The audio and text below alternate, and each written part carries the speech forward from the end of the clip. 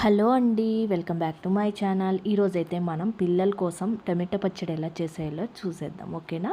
First అయితే బాండీలో కొద్దిగా వేరుశనగ నూనె వేసుకోండి. అలానే ఆవాలు, జీలకర్ర, కొద్దిగా ఇంగువ వేసి ఆవాలు చిట్టుపట్లాడాక బాగా పండిన టమాటోలు అయితే వేసుకోవాలండి. లైట్గా ఉప్పు కూడా వేసేసుకోండి, ఓకేనా. టమాటోలు అయితే బాగా మగ్గాలన్నమాట, బాగా సాఫ్ట్ అయిపోవాలి.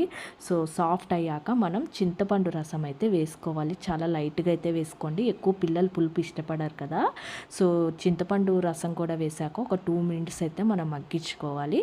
తర్వాత 1 టేబుల్ స్పూన్ మెంతులు, 1/2 టేబుల్ స్పూన్ మెంతులు, 1 టేబుల్ స్పూన్ ఆవాలు వేయించుకొని పొడి చేసుకొని ఆ పొడి కూడా వేసేసుకోండి. 2 గార్లిక్ క్లోవ్స్ కూడా దంచి వేసుకోండి, చాలా టేస్ట్ బాగుంటుందన్నమాట. కొద్దిగా బెల్లం, అలానే 1 టేబుల్ స్పూన్ కారం అండి. నేనైతే కాశ్మీర్ రెడ్ చిల్లీ పౌడర్ అయితే వాడాను అనమాట, ఎందుకంటే రెడ్గా కనిపిస్తుంది, అలానే పిల్లలు అట్రాక్టింగ్గా ఉందని తింటారు అండ్ టేస్ట్ కూడా చాలా చాలా బాగుంటుందండి. అందుకని ఇలా అయితే నేను వేసుకున్నాను. వేసుకొని ఒక్క 10 మినిట్స్ కనుక బబుల్స్ వచ్చే వరకు బాగా ఉడికిచ్చేసుకుంటే ఎంతో టేస్ట్ అయిన టమాటో పచ్చడి అయితే రెడీ అవుతుంది.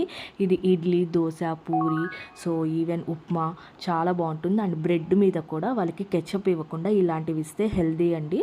కెచప్ అయితే అవాయిడ్ చేయడానికి అయితే ట్రై చేయండి. ఇంకా పిల్లలు కెచప్ తింటుంటే ప్లీజ్ అవాయిడ్ చేసేయండి, ఓకేనా. Thank you.